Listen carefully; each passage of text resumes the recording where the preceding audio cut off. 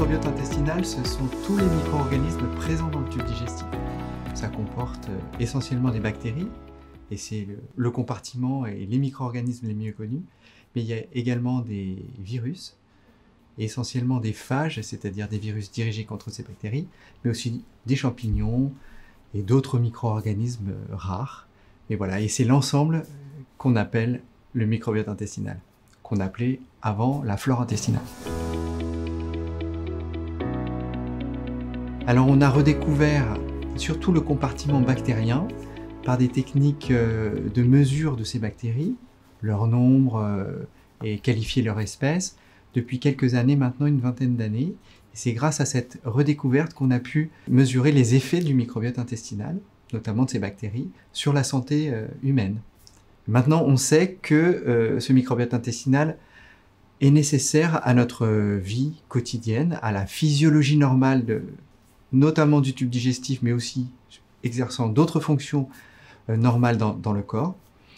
Et on sait également que lorsqu'il y a un dérèglement de ces fonctions, ça peut participer à la survenue de maladies ou à l'aggravation de certaines pathologies. Cet équilibre est lié aux conditions que ces micro-organismes trouvent dans le tube digestif et à leur adaptation dans ce milieu. Donc c'est vraiment un écosystème. Lorsqu'il y a un déséquilibre, les conditions changent, ces micro-organismes changent, les fonctions de ce microbiote intestinal vont se modifier et c'est là que les choses peuvent survenir. Soit ces modifications sont transitoires et puis le microbiote va revenir à son état antérieur, soit les choses ne changent pas trop, ou alors la perturbation de l'équilibre est telle que le microbiote ne retrouve pas son état antérieur et n'exerce donc plus les bonnes fonctions nécessaires à la vitalité de l'individu. Qu'est-ce qui perturbe grandement le microbiote ? D'abord les antibiotiques. Et ce qu'il faut comprendre aussi, c'est qu'il y a plusieurs phases importantes dans la vie du microbiote, notamment sa mise en place, et donc dans les premiers instants de vie. Et cette période-là, jusqu'à ce que le microbiote devienne un microbiote stable, qu'on appelle adulte, c'est-à-dire au bout de quelques mois, années, 2 ans environ, ces 2 premières années de vie sont absolument indispensables pour que l'équilibre se fasse bien. Il est possible que dans un sous-groupe de personnes, cette mise en place non adéquate puisse, à l'âge adulte, avoir des conséquences sur l'apparition d'une intolérance d'aliments, d'une allergie, de troubles digestifs, ou la survenue, là ce serait plus grave, d'une maladie inflammatoire. Et donc pour l'instant, on n'est pas capable de dire quelles personnes soumises à ces modifications dans la petite enfance vont développer ou non de tels troubles. Donc on a encore beaucoup d'inconnus à ces questions.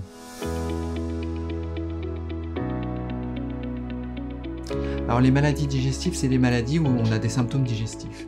Essentiellement, on peut parler de maladies extra-digestives qui ont des retentissements sur les signes digestifs, mais essentiellement, parlons des maladies digestives, là où on a des signes digestifs, c'est-à-dire une modification du transit intestinal, une diarrhée ou une constipation inhabituelle, des douleurs abdominales, et puis tout un tas d'autres signes comme les ballonnements, des nausées, parfois des vomissements, etc. Alors il y a des maladies digestives aiguës qui sont bien qualifiées, et je crois que tout le monde les reconnaîtra, et puis il y a d'autres pathologies plus complexes, plus chroniques, avec des signes digestifs mais qui sont soit non permanents, irréguliers, soit parfois intenses et puis ensuite beaucoup plus minimes. Et c'est là que les patients, enfin les gens vont se poser quelques questions et puis vont peut-être consulter leur médecin traitant et éventuellement un gastro-entérologue dans le cas des maladies digestives pour faire certains diagnostics. Pour parler un petit peu des maladies inflammatoires, ça touche entre 150 et 200 000 personnes en France, donc ce ne sont pas des maladies rares, avec des niveaux de gravité qui peuvent être variables et des survenues un âge plutôt moyen entre 20 et 30 ans, mais ça peut survenir à tout âge de la vie. On fait le diagnostic de maladie de Crohn parfois chez des gens qui ont dépassé 70 ans. Et il y a des facteurs qu'on connaît qui peuvent être associés à la survenue de la maladie, comme le tabagisme, ça, ce qui aggrave notamment la maladie de Crohn, et qui, c'est assez bizarre, mais protège relativement de la rectocolite hémorragique. C'est pas pour autant qu'on va dire à nos patients qui ont une rectocolite hémorragique de fumer, parce que le tabac est très délétère vraiment pour beaucoup de choses dans l'organisme. Donc ça touche peut-être un tout petit peu plus les femmes que les hommes, mais ça n'est pas très significatif.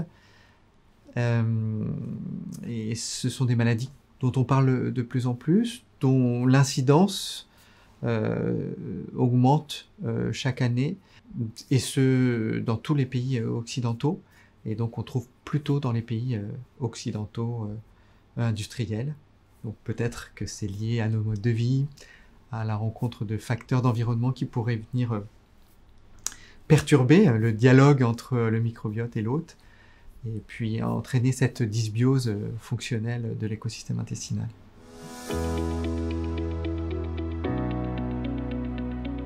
On appelle dysbiose initialement un déséquilibre des populations essentiellement bactériennes. C'est une définition qui a amené les gens à mesurer le microbiote intestinal ou à le faire mesurer en essayant de le comparer à une moyenne de gens qui n'ont pas de pathologie ou pas de symptômes. Et pour l'instant, on ne peut pas qualifier de dysbiose la mesure des bactéries ou la composition des bactéries qui serait différent de quelqu'un de normal. Parce que il peut y avoir des compositions différentes et des fonctions de ce microbiote intestinal et des fonctions sur l'écosystème tout à fait normales. Donc pour l'instant, il faut retenir une autre définition de la dysbiose. C'est plutôt non pas un déséquilibre dans la composition, mais un déséquilibre dans les fonctions qu'exerce le microbiote et l'hôte, l'hébergeur, c'est-à-dire nous. Et pour qualifier un microbiote ou un écosystème de dysbiotique, donc d'une dysbiose, il ne faut pas seulement mesurer les populations bactériennes, mais bien les fonctions exercées entre le microbiote et l'hôte. Et pour l'instant, ça n'est fait que dans le cadre de la recherche. Donc, pour tous les patients qui veulent se faire mesurer le microbiote, pour voir s'il est équilibré ou non, je voudrais faire une petite alerte en disant que ça n'est pas si simple et que ce n'est pas simplement la composition du microbiote ou la divergence de cette composition vis-à-vis de quelqu'un qui n'aurait pas de symptômes qui pourrait qualifier de dysbiose et entraîner des actions thérapeutiques. Alors, si l'on parle bien de la dysbiose, d'une rupture de cet équilibre fonctionnel, donc la rupture de l'écosystème, elle participe à l'émergence ou à la gravité de certaines pathologies. Bien sûr des pathologies digestives, et les pathologies les mieux associées à cette dysbiose fonctionnelle, ce sont les MICI, c'est-à-dire les maladies inflammatoires chroniques intestinales. Mais dans d'autres pathologies, on peut voir ces ruptures de fonction, probablement un sous-groupe de troubles fonctionnels intestinaux. Vous savez, c'est ces pathologies où on a des ballonnements, des douleurs chroniques qui s'installent, et toutes les explorations digestives, les prises de sang, tout est normal. On n'arrive pas à voir de modifications, mais on sait qu'il y a probablement à l'œuvre des modifications de rupture de cet écosystème, et donc une dysbiose qui participe à ces maladies, qui sont assez fréquentes quand même.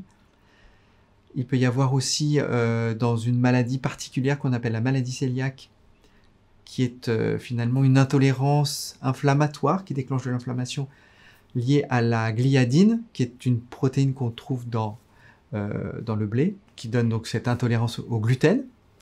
Eh bien, il y a aussi une dysbiose qui participe à cette maladie. Et puis on trouve maintenant, on a l'hypothèse que cette dysbiose participe à d'autres choses, notamment dans les maladies métaboliques, l'obésité morbide, le diabète, certains types de diabète, et des conséquences de cette obésité ou de ce diabète sur des organes comme des hépatites toxiques liées à la prise de graisse, qu'on appelle les stéatohépatites. Et puis dans d'autres champs, peut-être de la médecine, notamment les maladies neuropsychiques, on a l'impression que pour le comportement ou pour certaines maladies neurologiques, la présence du microbiote intestinal et sa bonne intelligence avec l'hébergeur, l'hôte, sont absolument indispensables.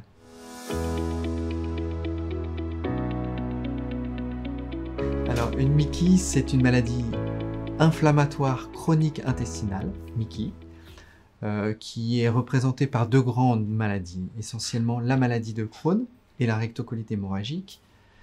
Ce sont des maladies un peu cousines, sachant que la rectocolite hémorragique ne touche que le rectum et le côlon, comme son nom l'indique, alors que la maladie de Crohn peut toucher tout ou partie du tube digestif.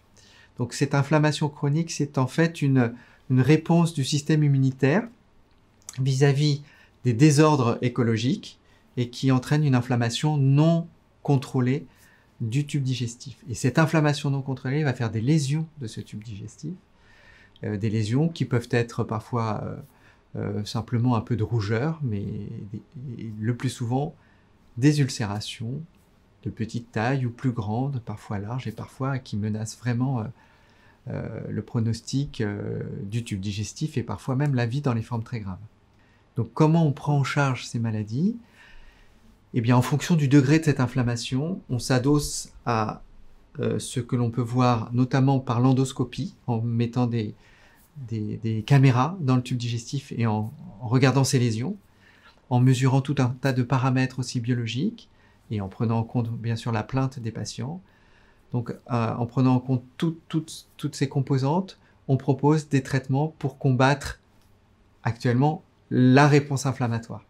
Et donc essentiellement ce sont des anti-inflammatoires, les corticoïdes, mais aussi des immunosuppresseurs qui diminuent la capacité de l'hôte à faire une réponse inflammatoire.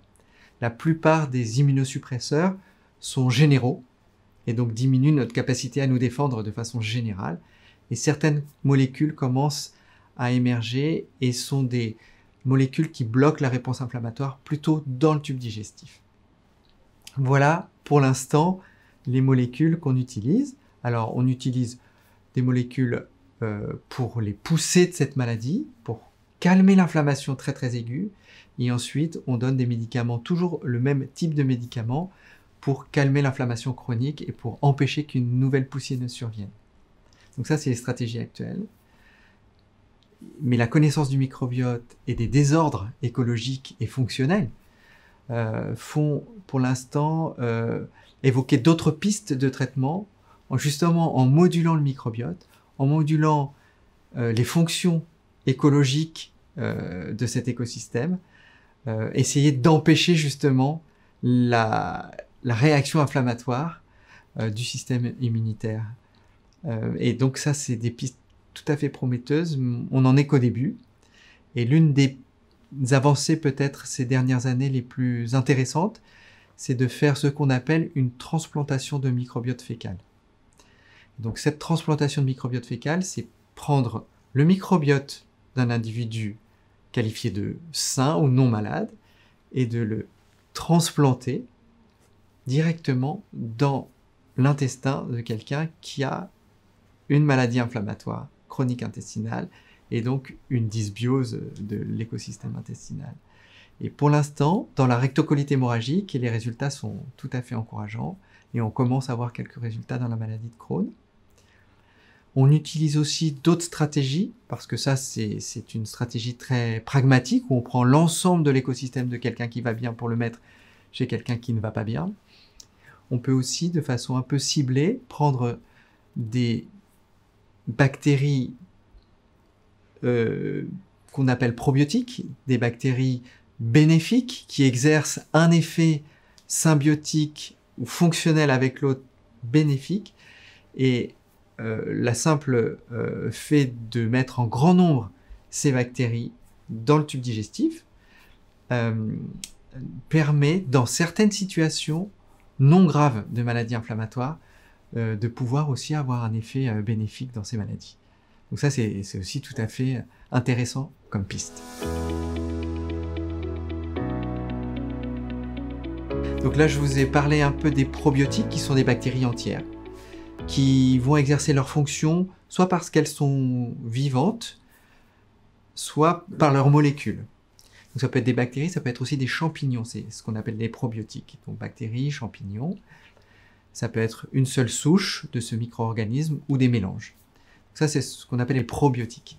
Alors, ce qu'on appelait aussi les prébiotiques, ça c'est des substrats, et pré, c'est pour dire que c'est avant, donc c'est donner à manger aux bactéries qu'on pourrait estimer qu'elles sont des bonnes bactéries. Et donc, on ne va pas donner des bactéries ou d'autres micro-organismes, on va simplement donner dans ces cas-là des substrats qu'on imagine un peu spécifiques de certains micro-organismes, bactéries essentiellement, qui sont déjà présentes dans le tube digestif pour que ce groupe s'expande un peu et qu'il exerce ses effets bénéfiques. Autant vous dire que ça n'est pas très spécifique et ça ne marche pas parfaitement et ça a certains désavantages, notamment que ça peut faire croître certaines bactéries qui vont produire des gaz et c'est pas toujours bien toléré. Et ensuite, on est l'ère plutôt post-biotique, c'est plutôt les fonctions dont on a parlé. Et donc, on va apporter un métabolite que va produire une bactérie, ou le résultat du cométabolisme entre bactéries ou microbiote et l'hôte, pour essayer justement de rétablir cette fonction perdue par cette dysbiose. Et donc, oui, on cherche ce type de postbiotique pour essayer de rétablir les fonctions. Et on commence un petit peu à entrevoir ces pistes aussi pour prévenir l'inflammation, notamment dans les maladies inflammatoires chroniques intestinales, dans les fameuses MICI.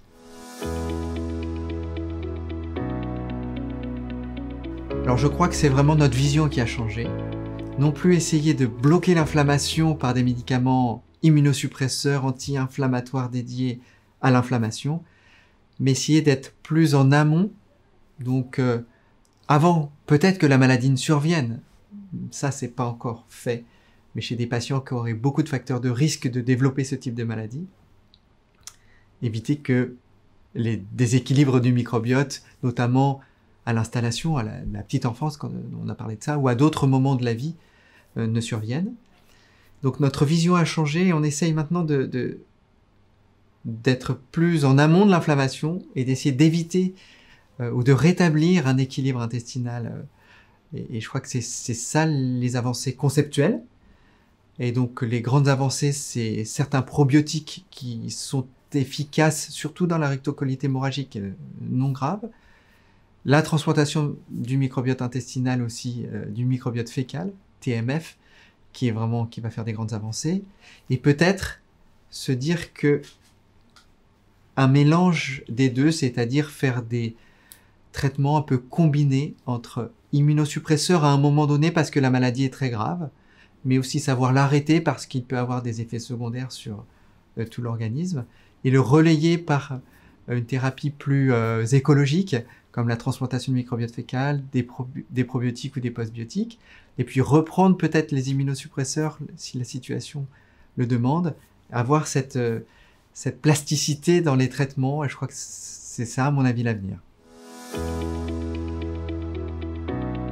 Le meilleur conseil qu'on puisse donner, c'est essayer d'avoir conscience qu'on a un microbiote intestinal et qu'on l'héberge, et donc qu'il se nourrit de notre alimentation et qu'il peut se perturber à la faveur de prise de médicaments et notamment des antibiotiques.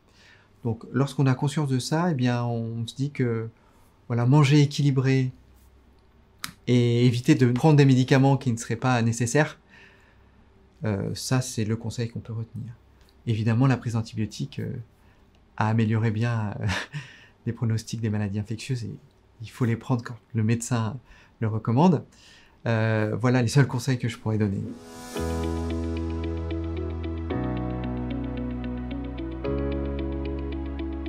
Alors c'est vrai que c'est un peu paradoxal, néanmoins il faut distinguer plusieurs phases dans la maladie. Il y a les phases de poussée, et là on parle des MICI, des maladies inflammatoires chroniques intestinales, en phase de poussée, la prise de fibres, qui sont des substances qui ne sont pas digérées par les parties hautes du tube digestif, vont se retrouver en grand nombre dans le côlon, vont être irritants pour la muqueuse et du substrat pour certaines bactéries, et donc vont être mal tolérés. Les aliments qui contiennent ces fibres vont être mal tolérés par les patients.